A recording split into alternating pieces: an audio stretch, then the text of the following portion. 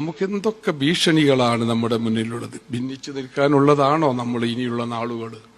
അതുകൊണ്ടാണ് ഞാൻ മെനിയാന്ന് അരീക്കോട് വെച്ച് പറഞ്ഞു, ഇനി നമ്മുടെ നാളുകൾ ഒന്നിച്ചുള്ളതാണ്, ഒരുമിച്ച് പോകണം. കുറേയേറെ ഭിന്നതയിലൂടെ നിന്നിട്ട് എന്ത് കാര്യം? എല്ലാവരും, നിങ്ങളായാലും ആരും ഈ പച്ചപ്പതാക തണലുണ്ടാവും, നമുക്ക് ഒരുമിച്ച് നിൽക്കണമെന്ന് പറഞ്ഞു. ഞാൻ പ്രസംഗത്തിന്റെ മുമ്പ് എൻ്റെ അടുത്തിരുന്ന ബഹുമാനപ്പെട്ട പേരോട് ഉസ്താദിനോട് ഞാൻ പറഞ്ഞു, നിങ്ങളൊന്ന് അതിനു മുമ്പ് ഞാൻ ഖലീൽ ബുഖാരി തങ്ങളെ, സയ്യിദ് ഖലീൽ ബുഖാരി തങ്ങളോട് ഞാൻ ഡയാലിസ് സെന്റർ സന്ദർശിക്കാൻ പറഞ്ഞു. അദ്ദേഹം വരാമെന്ന് പറഞ്ഞിരുന്നു. പേരോട് ഉസ്താദിനോട് ഞാൻ പറഞ്ഞു, നിങ്ങളൊന്ന് വരണം.